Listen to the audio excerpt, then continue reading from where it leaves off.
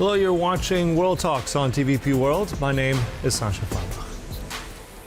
In Paris on Wednesday, key nations of the so-called Coalition of the Willing and the United States say they've agreed on new security guarantees for Ukraine. But key questions remain over who enforces them and how solid the American commitment really is. Polish Prime Minister Donald Tusk says allies have adopted the Paris Declaration, outlining a unified transatlantic framework, now taking concrete steps, with Poland ruling out troop deployments while positioning itself as a logistical backbone. Now to discuss it all further and what this means for Ukraine, we're joined by Garvan Walshe, Article7 Intelligence for Democrats. Good to have you back on TVP World. Welcome. Thank you and good morning. So let's start with this news from Wednesday. I mean, it looks like it's really grand news, but at the same time, if we're looking at this declaration, these security guarantees, how significant is this, especially what the UK and what France have signed, and how much will it deter Russia in the end? Well, this is where it has been going for some time. There has been a talk of a reassurance force. This would involve French and British troops in some form on the ground in Ukraine, probably French and British aircraft as well. And this is part of the package that the Europeans have been able to inveigle the Trump administration into accepting and then presenting to Russia as a way of bringing the war to an end. Now, the big questions are two. The one is there going to be a meaningful U.S. backstop to this? And the second one, is Russia going to accept it? As far as Russian acceptance, I think we're going to have to say it's highly unlikely. And an American backstop with this administration is likely to be extremely unreliable. So let's start with the backstop first, because this is an interesting point. Initially, this was a really major point that the Europeans wanted, that Ukraine wanted. But it looks like, despite the press conference, standing right next to the Europeans, we had U.S. Representative Kushner and Witkoff. But then if it comes to the declaration, the United States did not sign that joint statement. So, I mean, where we are with this, how do you read that? I mean, the United States didn't sign it, but also this United States doesn't back up the agreements it signs anyway. So I don't think we've particularly lost anything there. The realistic situation is we cannot expect the United States to come to Ukraine's aid in any significant way. We can expect the Trump administration to use any offer of help as an opportunity to extort either Ukraine or its European allies, because that's the way this administration operates. It operates like a somewhat incompetent mafia operation. So have we lost much by them not signing this? Not especially. What really matters here is the program to buy American weapons in key sectors where the Europeans buy air defense missiles and other things, and also U.S. intelligence coverage to help with targeting. Those things are crucial. Symbolic statements of support are much less crucial. What really matters is what happens in the battlefield. All right, well, let's look at the optics first. I mean, let's try to be optimistic if we can, but listening to what you've just said, there'll be a reason to worry. Nevertheless, I think this is interesting because Zelensky had said in the press conference that he wants Congress, he wants the United States Congress to actually lock this in, that paperwork is ready. Do you think that's realistic? I think Congress is important because it's Congress that has passed the National Defense Authorization Act that keeps U.S. troops in Europe, that establishes a Baltic Defense Initiative. There's clearly a majority in both houses of Congress that can override Trump's veto in favor of the traditional transatlantic alliance. Trump is very much freelancing with his pro-Kremlin foreign policy. So what we can do here is try and lock in some kind of support. Now, it's better to use Congress to prevent the administration from doing bad things. It's going to be quite difficult to use Congress to actually force the administration to do things we want to do. But nevertheless, I think it's valuable to have Congress underwrite any kind of agreement. All right, so that's going to be one I'm sure that the Ukrainians will be pushing for, and certain allies. Let's look at also what the Europeans have done. I mean, looking at this multinational force, at this point, it's supposed to be French and British forces. I mean, that's not necessarily a new idea. But at the same time, how do we square that? I mean, Russia and Putin has said he doesn't want to see any NATO troops on the ground in Ukraine. Is this essentially going to have the Kremlin reject this idea, or is this some kind of tactic, or how do you see this play out?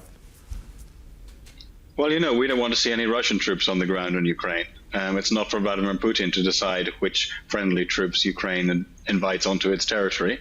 And the objective, of course, is not to reach a deal at any price. The objective is to preserve European and Ukrainian security and freedom. And French and British forces can help do that, and particularly French and British air power can help do that. Whether Putin likes it or not is not really the issue. Obviously, he doesn't like it, but he doesn't like an independent Ukraine. That's why he's invading.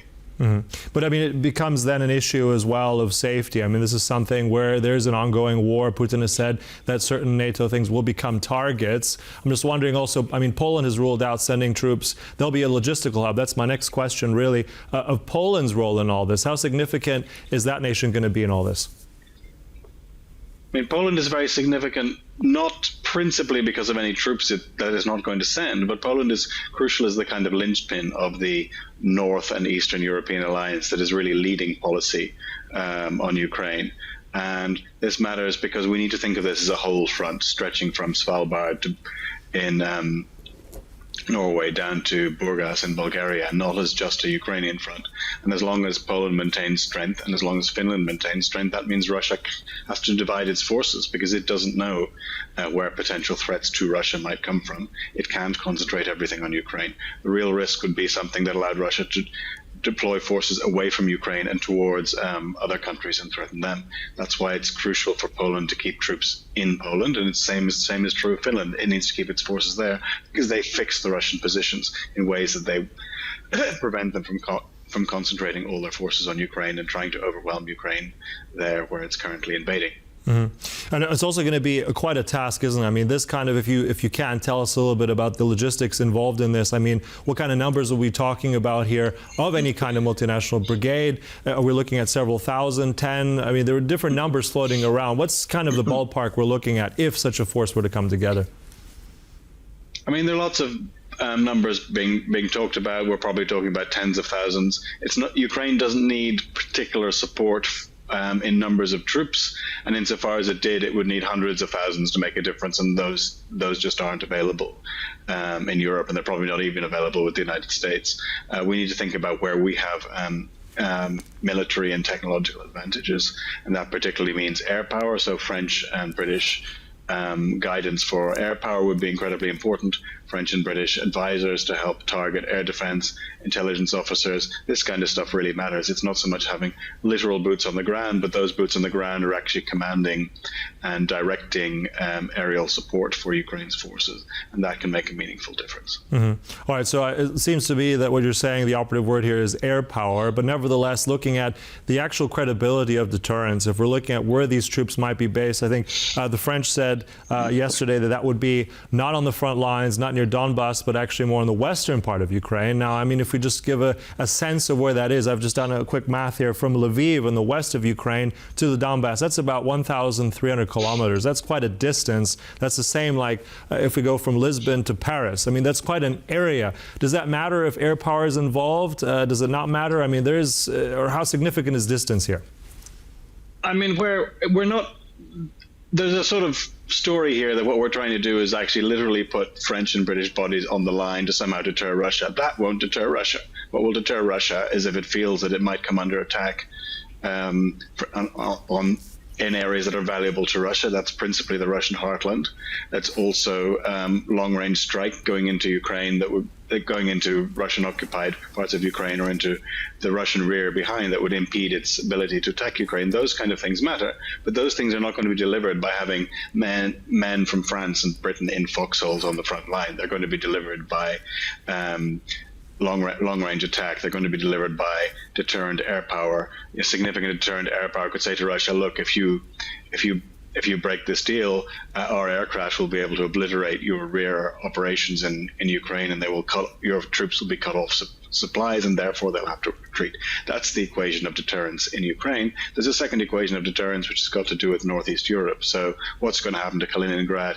What would happen in Karelia, which is in the Finnish-Russian border? That's very near St. Petersburg. Russia needs to be thinking about what happens to its territories and population centers there, and if we can persuade them to think about that, then we start to have a conversation where Russia has an interest in actually making peace, because it realizes the alternatives would make Russian security worse, not better. All right, and I think that will also be a really key question in the next coming hours, maybe days, of what Putin does say, if he says anything at all in terms of this. So that'll be interesting to watch. However, one elephant in the room as well yesterday was, well, I mean, there were maybe a couple really if we're looking at Venezuela, but also I'm curious about Greenland. I mean, we've had far more statements coming out of the White House directly from President Trump, even I think the last sort of 24 hours, saying military action was always on the table. Another joint declaration here. What do you think is next with Greenland? How concerned are you that the United States will do something that will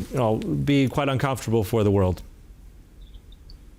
Look, we're extremely concerned that the Trump administration will try and do something, but this doesn't reflect the United States overall. I think a lot of the action here needs to come. First of all, European countries need to show solidarity, as they've done with their joint statement.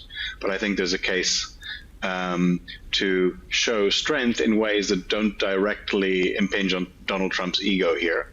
First of all, the UK and perhaps France could conclude a joint mutual security treaty with Denmark. Now, this treaty would obviously ostensibly be directed against Russia, but it could also be noticed in the United States. The second thing that's important is Congress. It's for the transatlantic majority in Congress to assert that the United States should not be allowed to use military forces against NATO allies without their consent, and it should pass a law, just like it passed a law with the